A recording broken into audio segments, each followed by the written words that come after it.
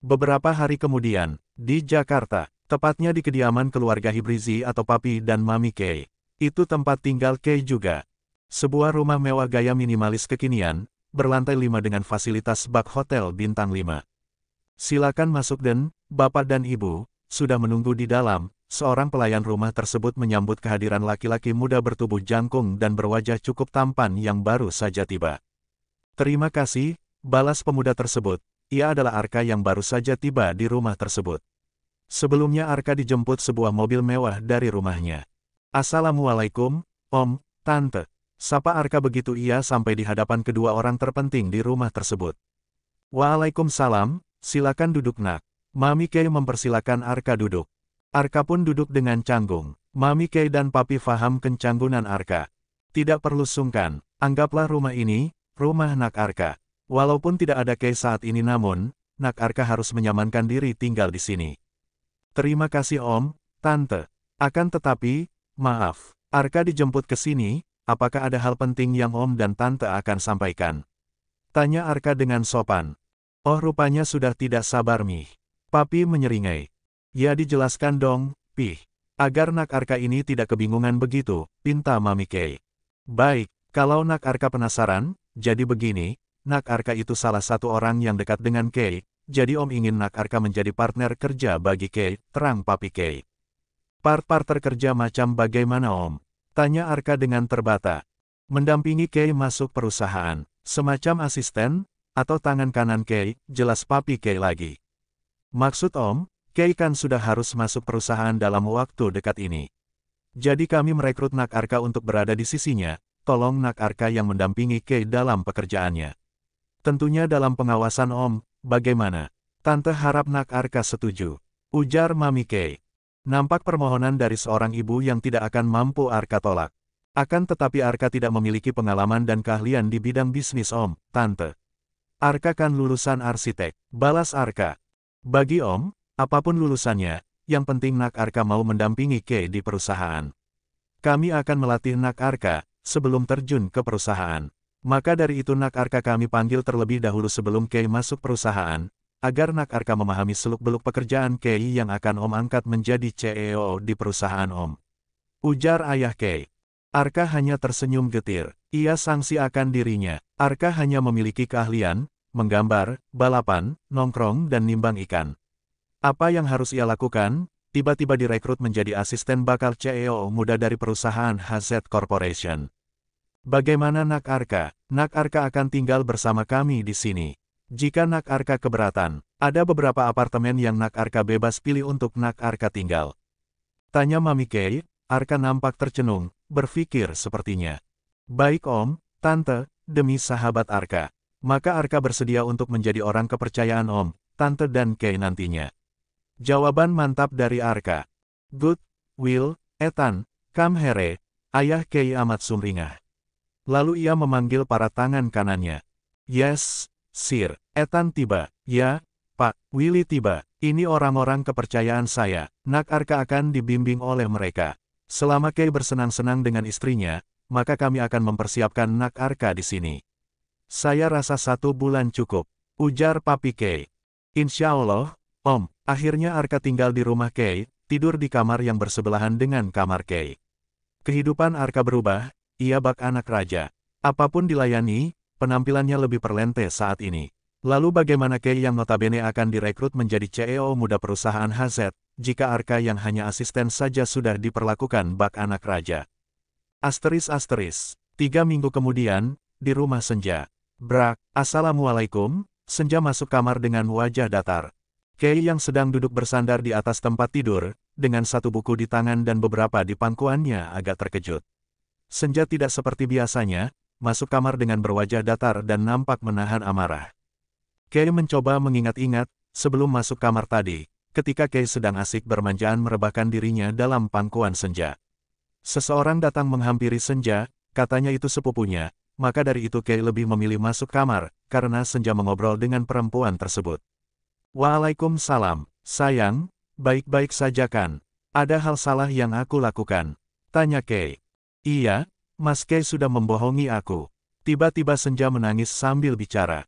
Loh, bohong apa? Kei nampak terkejut. Mengapa Mas mengatakan jika Mas jatuh dari motor? Saat wajah Mas Kei babak belur, baju kotor dan 2 hari yang lalu, Mas pulang dengan pakaian yang kotor dan lebam di wajah. Mas bilang bantu Pak RT narik sapi dari sawah. Mas bohongkan. Yang sebenarnya, padahal Mas berkelahi dengan mantan calon suamimu. Potong Kei. Mas. Senja menghampiri Kei, air matanya masih berjatuhan. Iya, aku berkelahi dengannya. Orang-orang yang menyerangku dulu, ternyata mereka suruhan orang itu. Aku 2 kali berkelahi dengannya langsung, ketika melihat pertunjukan motor trail. Memang aku menjajal motor cross itu, akan tetapi tiba-tiba aku dihadang oleh orang itu. Ya perkelahian tidak terelakkan akhirnya, jawab jujur Kei. Subhanallah, tapi kenapa, Mas? Tanya Senja makin mendekat ke arah Kei. Aku cemburu, Senja. Kei menarik Senja dan berlabuh di pangkuannya. Cemburu? Untuk apa cemburu? Aku sudah tidak ada hubungan apapun dengannya, balas Senja. Dia selalu mengolokku, katanya aku dapatin kamu tuh, bekasan dia. Aku Kei kembali. Astagfirullah, Mas, harusnya tidak perlu kamu tanggapi, biarkan saja dia mau bicara apa. Aku Senja, bukan barang bekas. Kamu yang menyentuhku untuk pertama kali, suamiku. Maaf, sayang, Mas, kecemburuan adalah dosa yang paling tidak disengaja. Lihat, karena cemburu maka emosi Mas, memicu perkelahian. Jadi, jangan Mas menambah dosa dengan mengikuti kata cemburu, ucap Senja. Ya aku tahu, tapi, tetap saja aku emosi, saat kamu dianggap bekasannya dia. Entah seperti apa aku ini di masa lalu, hingga gagal mengontrol emosi jika bertemu laki-laki itu. Ujar Kei. Kei memeluk pinggang rampingnya Senja yang kini duduk di pangkuannya. Kei menyusupkan kepalanya di dada Senja dengan manja. Mas, masa lalumu, unik. Kamu tampan, suaramu terdengar merdu, cara kamu mendekatiku lucu. Aku yang tidak pernah mau memandang laki-laki sampai gagal beberapa kali mengendalikan pandanganku ini, rambut gondrongmu ini, kalau tersibak angin laut begitu indah, Mas. Tutur Senja dengan lembut. Senja menyatukan rambut gondrong nan lembut milik Kei, seperti hendak diikat, namun setelah berkumpul di genggaman, ia urai kembali dan disisirnya menggunakan jari tangan. Senja tidak pernah bosan memainkan rambut lembut itu. Kei pun tidak keberatan. Tolong peluk aku, agar rasa cemburuku lenyap.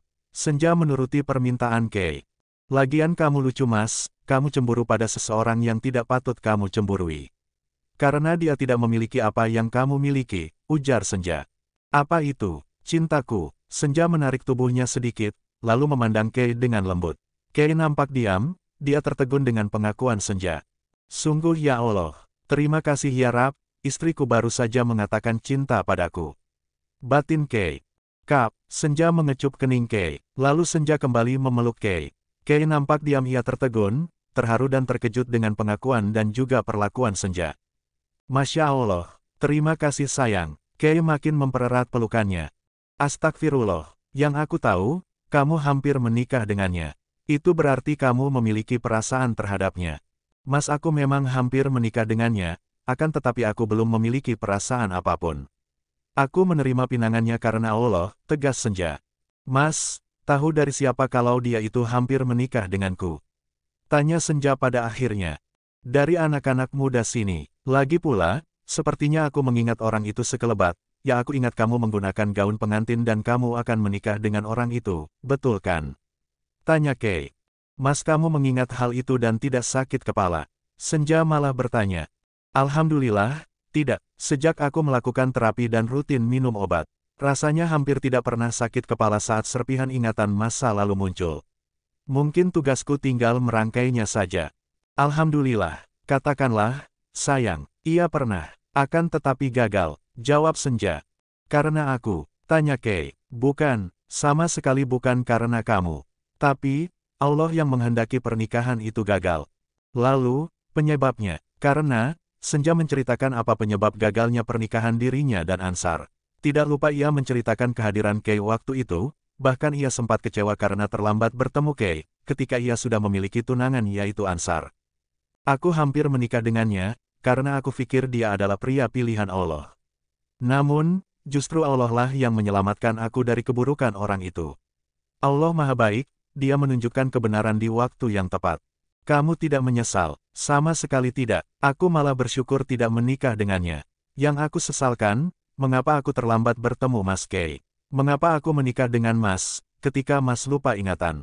Namun, hidup ini kembali lagi pada ketetapan Koda dan Kodar, meyakini sepenuh hati atas ketetapan Allah SWT. Ujar Senja. Berarti kamu menyesal menikah denganku. Kei mendongakkan kepalanya menatap wajah Senja dengan sendu. Aku ikhlas dan bersyukur dinikahi Mas Kei. Aku meyakini sepenuh hati bahwa Allah SWT memiliki kehendak, ketetapan, keputusan atas semua yang terjadi dalam hidupku. Setelah menikah dengan Mas Kei, aku yakin akan perasaan Mas terhadapku. Baik di saat Mas dalam keadaan mengingat semuanya ataupun tidak. Karena perasaan Mas untukku, hadir dari sini. Senja menyentuh dadanya Kei tepat di bagian jantung. Kei menikmati itu. Cinta itu unik Mas, datangnya tidak dapat diprediksi dan perginya pasti akan sulit. Maka dari itu cinta kita harus berbentuk cinta segitiga. Kok cinta segitiga? Ya iya dong, agar cinta kita ini tidak menjadi dosa. Nah cinta kita harus berada di antara Allah, Rasulullah, lalu kita. Tandas Senja. Masya Allah, Kei menatap Senja dengan tersenyum.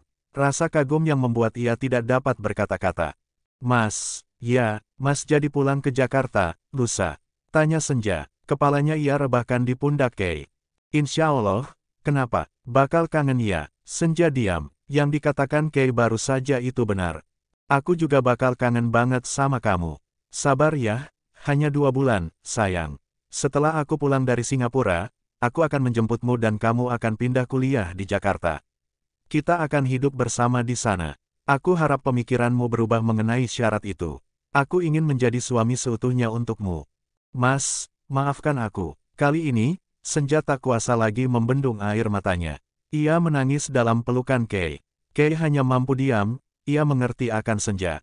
Kei hanya bisa berdoa agar secepatnya hilang ingatannya sembuh.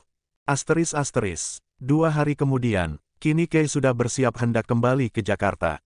Tanpa Senja, bukannya Kei tidak ingin Senja ikut, akan tetapi Kei akan pergi ke Singapura selama 2 bulan untuk ditempa ilmu bisnis oleh pamannya, barulah setelah Kei siap. Maka ia akan masuk ke HZ Corporation, sebagai CEO. Arka yang menjemput Kei, kemarin sore ia tiba, dengan mobil sport yang ia kendarai. Penampilan Arka jauh berbeda ketika dahulu datang ke rumah Senja. Mas, rengek Senja, entah apa yang ia inginkan. Senja mengekori langkah Kei dengan menarik ujung jaket Kei. Iya, sayang. Pakaianku akan aku tinggal di sini, nanti ketika aku kembali, tidak perlu repot-repot mencari pakaian. Bukan itu, lalu apa? Kei berbalik menatap lembut Senja dan menghentikan aktivitasnya memasukkan laptop dan juga berkas-berkas ke dalam mobil. Selama ini Kei juga belajar bisnis, di luar kesibukannya belajar ngaji serta memperdalam agama dan juga membantu ayah Senja dalam berniaga. Tidak, Senja malah menunduk dengan mata yang malah berkaca-kaca. Mau nangis. Nangis aja. Kei membentangkan tangannya, pertanda siap menerima pelukan Senja dan juga tangisannya. Malu, rajuk Senja pelan. Kei faham akan itu. Kak, gue ke dalam bentar ya, ada yang pengen ditemenin nangis. Ujar Kei pada Arka yang sudah berada di balik kemudi. Oke bro, jawab Arka. Ayo, Kei membimbing Senja dan Senja tidak menolak, air matanya hampir saja tumpah. Ia begitu sedih karena akan ditinggal Kei dalam 2 bulan ini. Mas, kamu gak akan lupain aku kan? Begitu sampai kamar, Senja memeluk Kei dan menangis.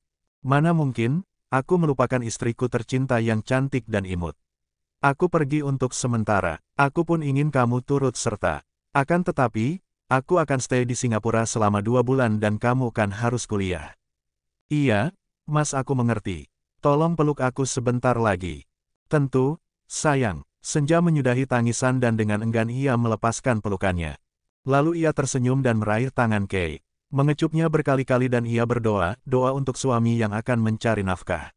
Lebih bagus dibaca ketika pagi hari, saat suami akan berangkat bekerja.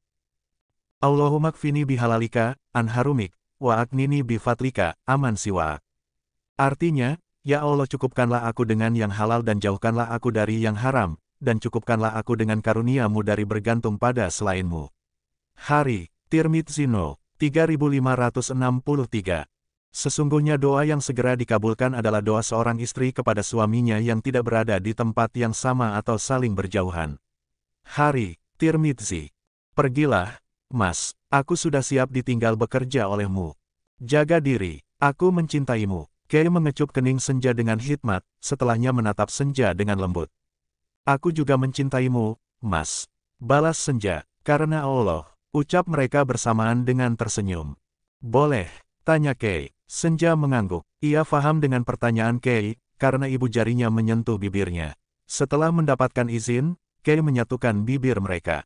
Kei meraup manisnya bibir Senja hingga puas, tanpa penolakan. Mas hati-hati di sana, ingat aku di setiap doamu. Insya Allah, begitupun aku, sertakan aku di setiap siang malam dalam doa-doamu. Walaupun berat, Senja melepas kepergian Kei. Ia harus bersabar untuk 2 bulan ke depan, kata Kei demi masa depan mereka.